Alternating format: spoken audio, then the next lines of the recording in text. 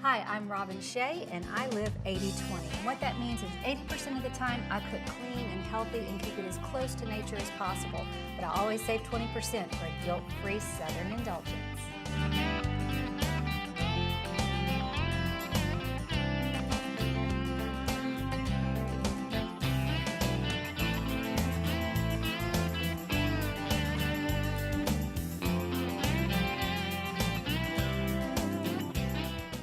Hi, I'm Robin Shea and I live 80-20. And what that means is that 80% of the time I keep my nutrition clean and whole and as close to nature as possible. But I always save 20% for a guilt-free indulgence. Now this show is kind of special to me because my career on television began by me introducing meals where we would prepare one main meal, pull reserves to prepare 2 additional meals. Now this meal is wonderful. It's just a 2-for-1, but it's still absolutely delicious and will save you time in the kitchen. Both 80% recipes today are sure to nourish your body and really please your family. The first meal we're going to prepare is chicken and balsamic mushrooms. It's absolutely delicious, but we're going to go ahead and prepare all of our chicken even for our second 80% recipe. So a couple of tips when we're pan searing some chicken. First of all, you really want to make sure that your chicken is uniform in size because that's just going to help it all be prepared and be cooked and ready to go all at the same time. So here we have a few pieces that are a little bit smaller. They're ready to come off. So the first thing I'm going to do is pull these reserves over here for our second dish, our second 80% recipe. And for my size family, you can of course adjust this for your size family, but for the chicken and mushroom and rice soup that we're going to make in our second recipe, that's probably about enough. The rest of these I'm going to pull off for our chicken and balsamic mushroom. Now I lightly salt and peppered these boneless, skinless chicken breasts before I added them to just a little bit of olive oil in my heated pan. I typically wouldn't recommend that you put the salt and pepper on them because the salt just encourages the chicken to let go of some of its juices.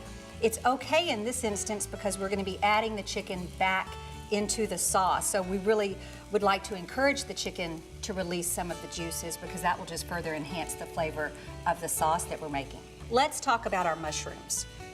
A couple tips that I want to help you look for when you're in your grocery store. Right here, this mushroom is really, really tight. Everything is close to the stem. It's completely closed.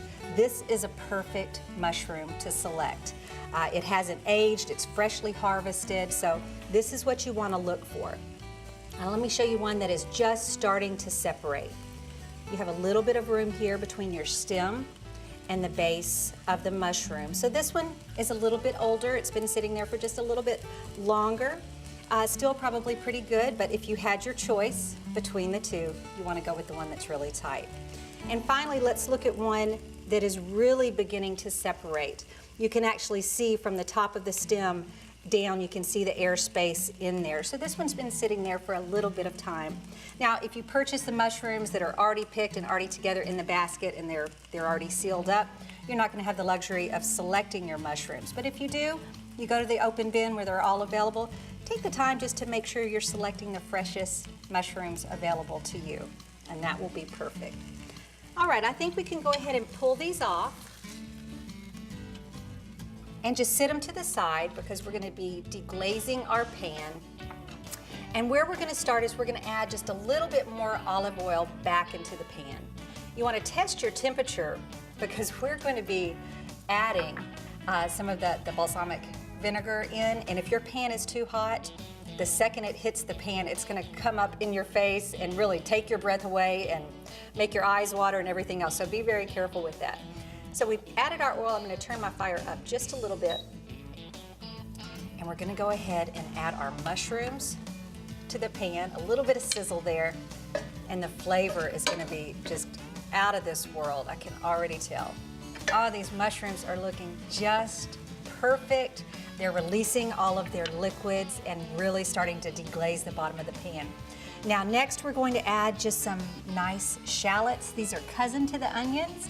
They're a little bit milder than your onions, absolutely delicious and really lend a wonderful flavor to this dish. You want them milder because we have some other flavors that we're going to be blending in, and we have a special herb that we're going to be topping at the very end, and you don't want something so strong that you don't get to appreciate the other flavors. So that's why we went with shallots in this recipe. So as you can see in the pan, everything is starting to deglaze and release, which it's cooked down, so the intensity of flavor has really been kicked up quite a bit. Now to this, the next step that we're going to do is we're gonna add just a tablespoon of flour, half tablespoon of flour, not too much, just enough to thicken the liquids when we go to add our liquids. So we're gonna put them right on top of the mushrooms and our shallots and our little bit of olive oil. So we've added our flour back on top of our mushrooms and our shallots. Everything looks perfect. The bottom of the pan is almost 100% deglazed. Now to make this, this thickened sauce a little bit, you do need a fat and the flour. And of course our olive oil is what was our fat rather than butter. So it's a great place to cut back. Now let's go ahead and we're gonna add about 3/4 of a cup of good quality chicken stock before we add our balsamic vinegar. And for the very reason that I mentioned before, hot pan, vinegar, not a good combination. Okay, that's about enough of that. I'm already starting to get some movement with my liquid, so my pan is the right temperature. It's releasing the rest, deglazing the rest of the bottom of the pan. It's actually already starting to thicken up a little bit. I'm gonna turn the heat up just a little and then go ahead and add my balsamic vinegar. 3 minutes should be about enough to get this nice and thick and the gravy just perfect. So at this point, make yourself a little room and go ahead and add your chicken back in. Just a good rule of thumb for you to remember, especially when you're pan searing chicken on the stovetop, if you have a little portable meat thermometer, you want your chicken to be cooked through to 160 degrees. So that's why the uniformity of your chicken pieces is really important, because you can count on them all being finished at the same time. Of course, that's if you don't have hot spots or anything like that on your stovetop. Okay, I'm gonna let this just kind of sit together. Let that gravy thicken up a little bit. I'm gonna clean this area up and we're gonna plate that up when we come back, but we're gonna roll right into our second 80% recipe with our reserved chicken. So we've removed our chicken from our first 80% recipe. Remember, it's chicken balsamic with mushrooms. Absolutely delicious. The chicken is perfect. The sauce thickened up just like we wanted it to do. The mushrooms and the shallots look amazing. And this, remember I had mentioned that we had a very special herb topping for this, and this is tarragon. And it's really going to help bring this to life. So just sprinkle the tarragon on top, sit back and enjoy this healthy, delicious chicken and mushroom dish. So let's roll right into our second 80% recipe.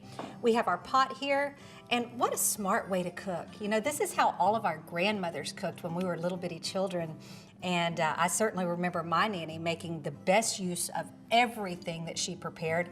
Leftovers never tasted like leftovers. They were always recreated in such a way that they were delicious.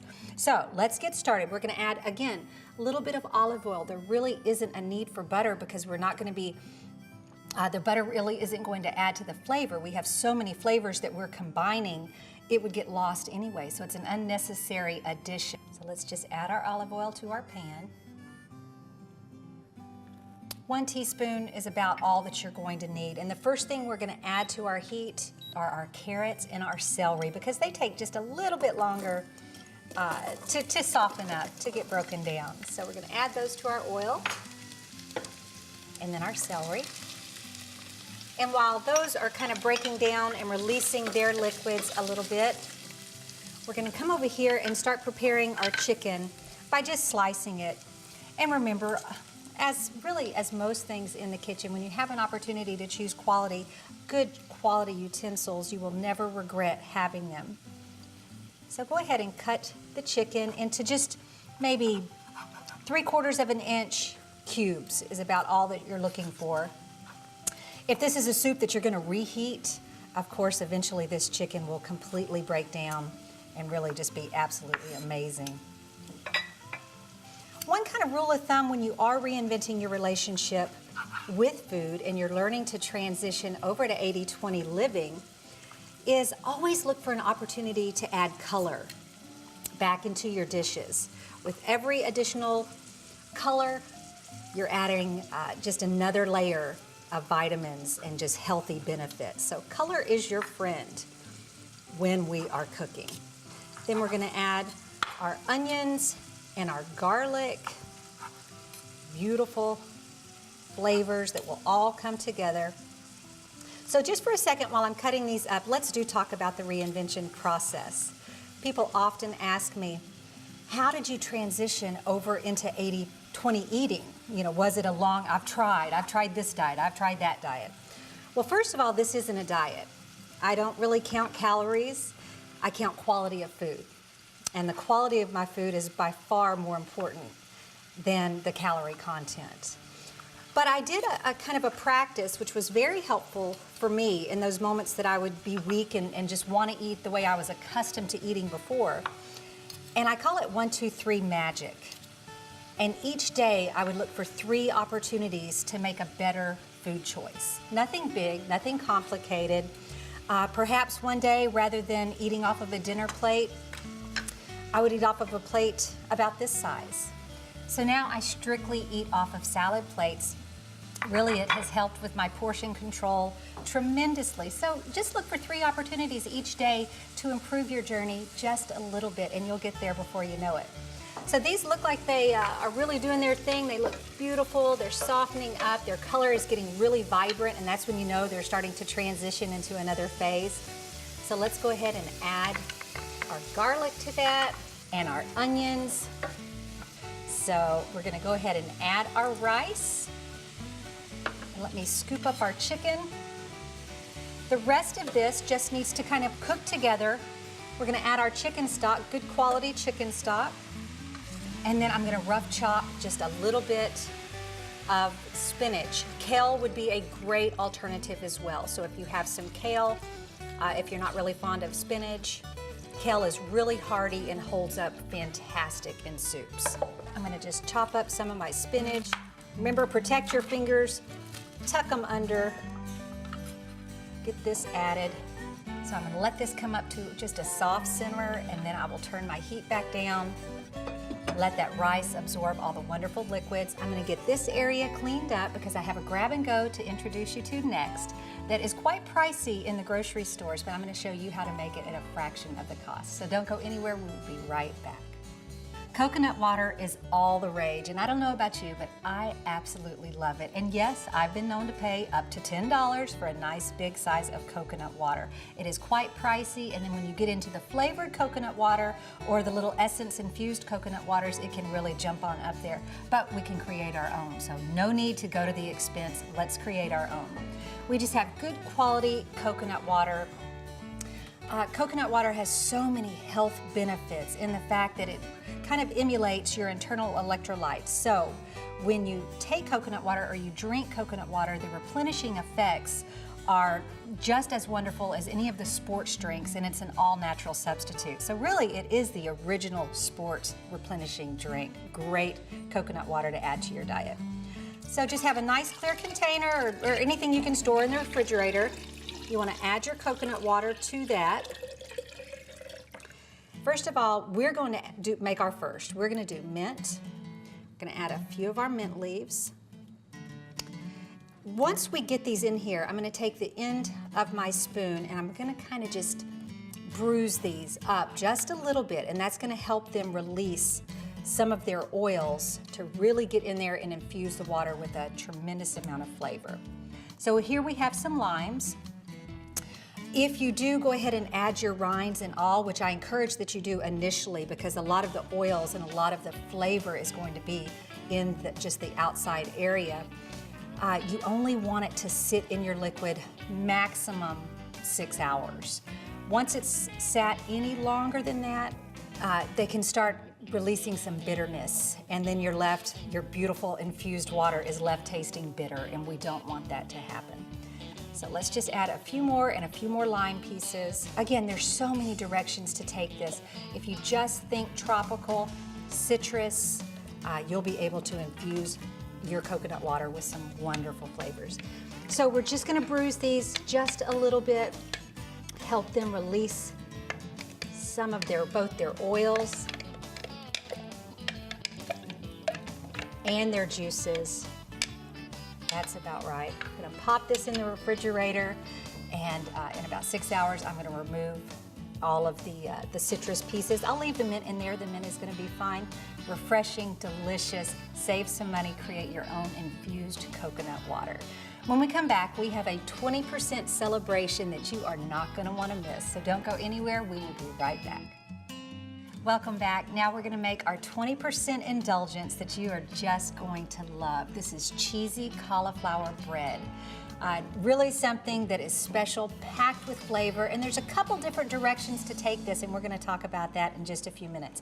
But first, what we need to do is take our cauliflower little florets here, and we're going to steam them down. I'm gonna steam these for about 5 minutes. I have my water's already rolling. Pop the lid on and let this soften up for just a second. And when it does, we're gonna take it over here into our blender and we're gonna rice it up, which means that we're just gonna drop it in there, have it a little steam, drop it in there, give it a couple spins, and it's gonna break down, and it's truly going to look like rice. So let's let that steam up, and I'll pull it off the heat in just a second. So I think our cauliflower is nice and soft and tender, just like we want it. Yeah, this is really perfect. Now, you could actually rice this before you steam it. Either way is gonna be fine. What we don't want is a tremendous amount of moisture in our cauliflower because we want it to be relatively dry. So just pay close attention. If you feel that you need to put it in a colander and kind of like we do our spinach to get out the excess moisture, you may want to go to the trouble of taking that step because we do want this relatively dry. Now, another thing that I have done with the cauliflower more than once, and I absolutely love it, is make pizza crust. Now, if you're gonna make pizza crust, you obviously wouldn't use a loaf pan. You would press it out really flat into just a pizza stone, and then you would bake it off. I've even made it on my outside grill, one of my very favorite summertime activities. And when I make my pizzas outside, very rarely will I put any toppings, but just a few additional herbs and drizzle some olive oil on top. Absolutely fantastic. So let's give this just a couple spins and rice it up. And then we're gonna check the moisture on it and make sure that I don't need to get any excess moisture off.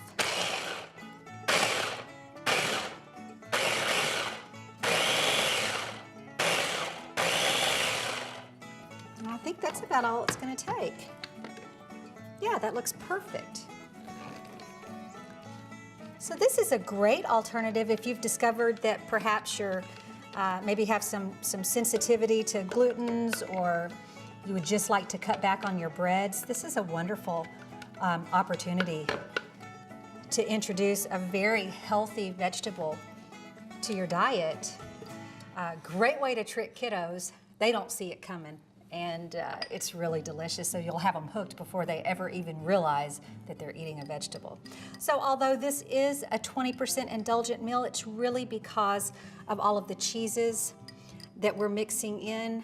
If you wanted to cut back the cheese and maybe substitute some panko breadcrumbs in half the cheese, you could do that, and I think that this could find its way over into your 80%. We could clean this up some. So we're gonna add a little sharp cheddar as well. And we're only using half the cheese because then we're gonna go back and top it with the cheese and with the herbs.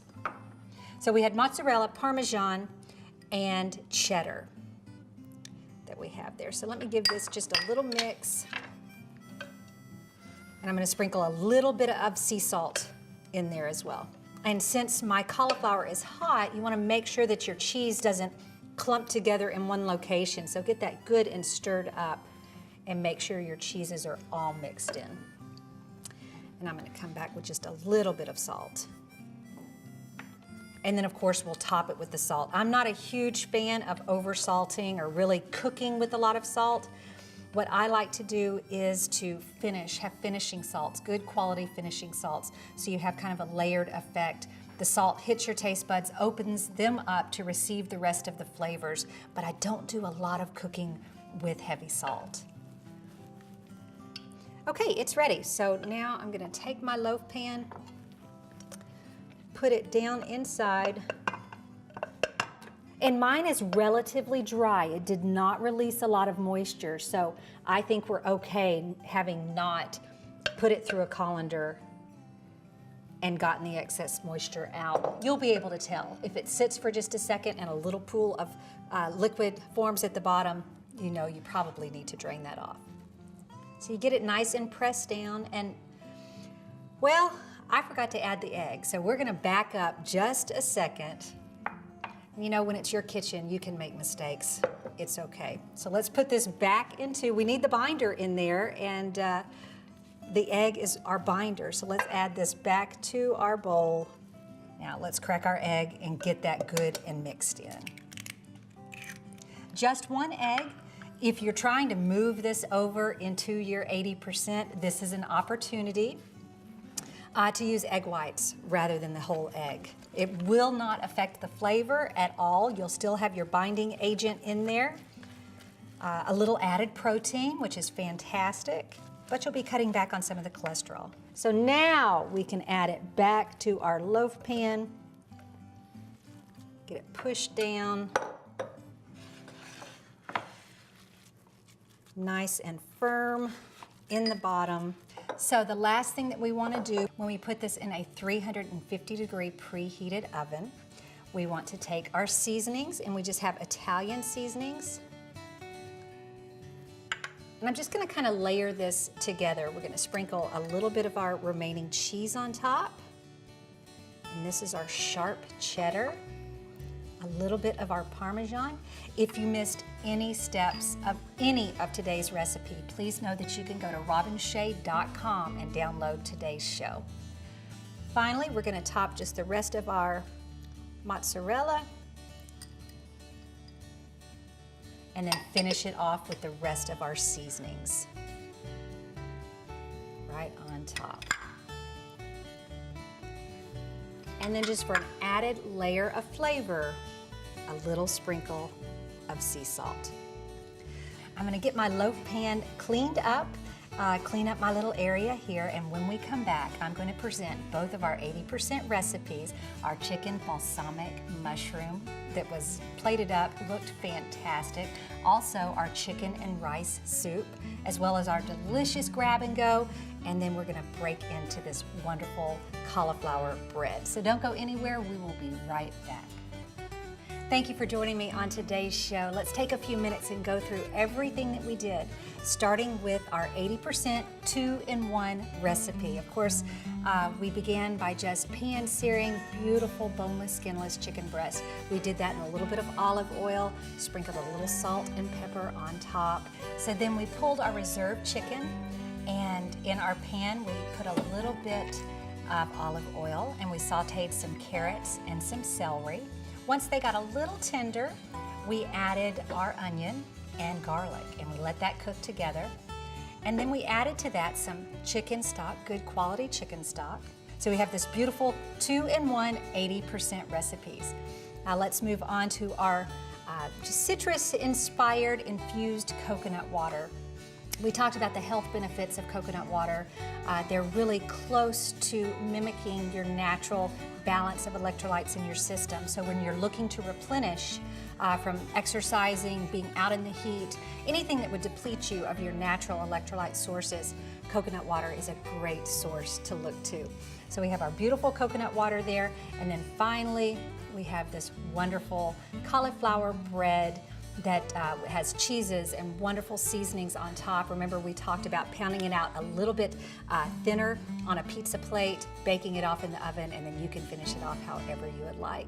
So remember, I don't even know where to start. I think I'm gonna start with this delicious soup right here, but do remember until next time to always keep it 80% healthy, 20% indulgent, and 100% delicious.